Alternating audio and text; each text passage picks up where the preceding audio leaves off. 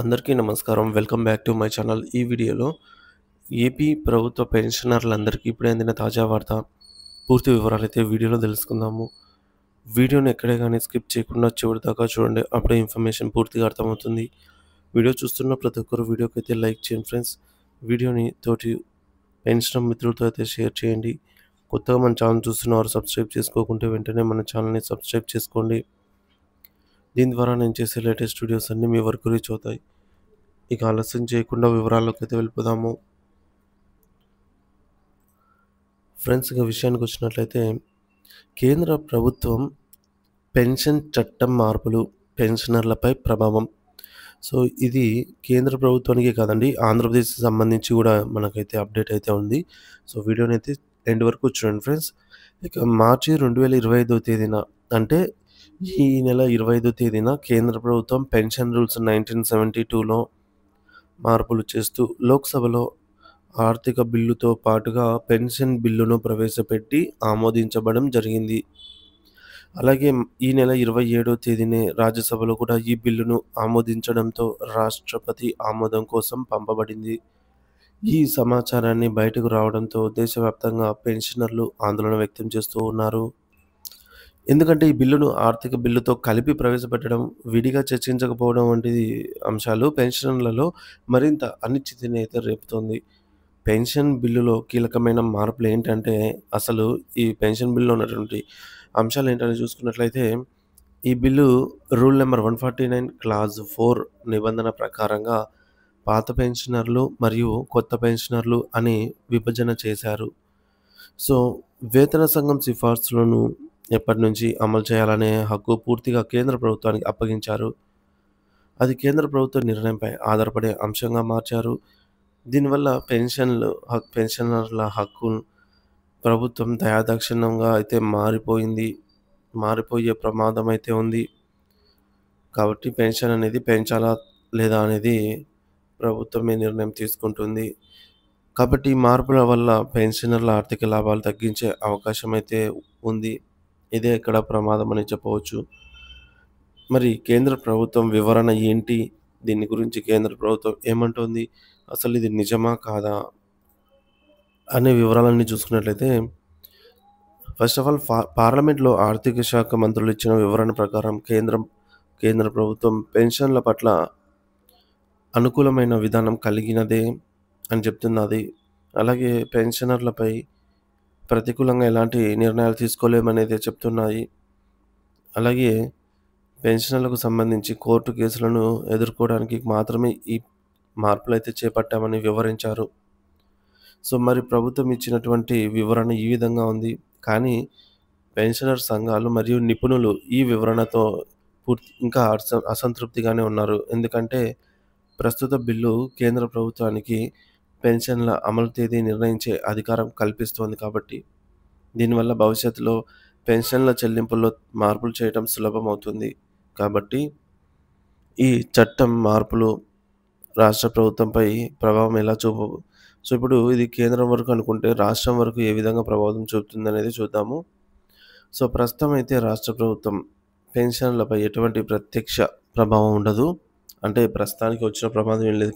కాకపోతే కేంద్ర ప్రభుత్వం చేసినటువంటి మార్పులను రాష్ట్ర ప్రభుత్వాలు కూడా అనుసరించే అవకాశము ఉంది.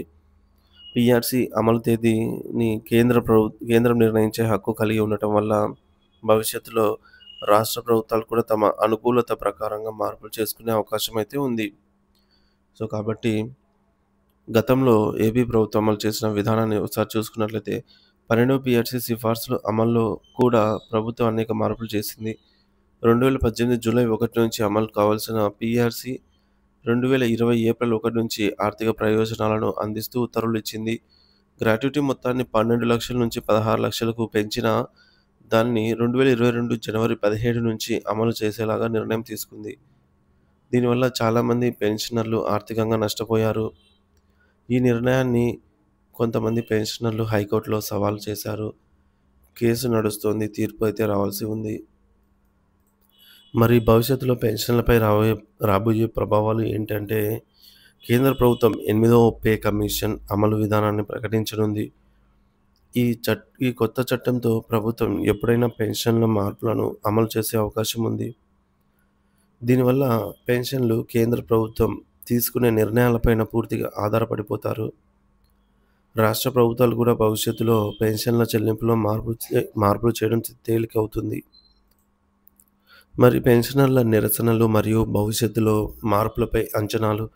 దేశవ్యాప్తంగా పెన్షన్ల పెద్ద ఎత్తున ఆందోళన చేపడుతున్నారు. ఈ నిరసనల ప్రభావంతో కేంద్ర ప్రభుత్వం ఒక పదవి విరమణ ఇవ్వవచ్చు లేదా మార్పులను వెనక్కి తీసుకోవచ్చు. మరి భవిష్యత్తులో ఈ చట్టం మార్పులను కేంద్ర ప్రభుత్వం ఎలా అమలు చేస్తుందనేది వేచి చూడాలి. ముఖ్య అంశాలు: పెన్షన్ చట్ట మార్పులు కేంద్ర ప్రభుత్వం పార్లమెంట్లో ఆమోదించుకుంది. సెక్షన్ 149 క్లాజ్ 4 ప్రకారంగా పాత మరియు కొత్త పెన్షన్లు విభజనకు మార్గం సుగమమైంది. వేతన సంఘం PRC అమలు తేదీని కేంద్ర ప్రభుత్వమే నిర్ణయించనుంది. రాష్ట్ర ప్రభుత్వాలపై తక్షణ ప్రభావం తక్కువ, కానీ భవిష్యత్తులో మార్పులు చేయడం సులభమవుతుంది. దేశవ్యాప్తంగా పెన్షన్లు మరియు ఉద్యోగులు నిరసన తెలుపుతున్నారు. కేంద్ర ప్రభుత్వం తిరిగి వివరణ ఇవ్వవచ్చు లేదా నిరసనల ప్రభావంతో మార్పులను వెనక్కి తీసుకోవచ్చు. ఈ మార్పులపై మరింత అప్డేట్స్ కోసం అయితే మన ఛానల్ని ఫాలో అవ్వండి. సో దీనిపై ఎటువంటి అప్డేట్ వచ్చినా మన ఛానల్ వీడియో రూపంలో అందిస్తాను. అలాగే రాష్ట్ర పెన్షనర్ల కోసం రాష్ట్ర ప్రభుత్వ పెన్షనర్ల అసోసియేషన్ సంఘ అధ్యక్షుల వారు కొన్ని కీలక వ్యాఖ్యలు అయితే చేశారు. అవేంటో ఇప్పుడు మనము చూసేద్దాం. అందరికీ నమస్కారం. మొన్న మంగళవారం నాడు కేంద్ర ఆర్థిక బిల్లు 2025లో భాగంగా కేంద్ర ప్రభుత్వం ప్రతిపాదించినటువంటి కేంద్ర పౌర సేవల అంటే పెన్షన్స్ యొక్క నిబంధనల సవరణ బిల్లు సభ ఆమోదించడం జరిగింది.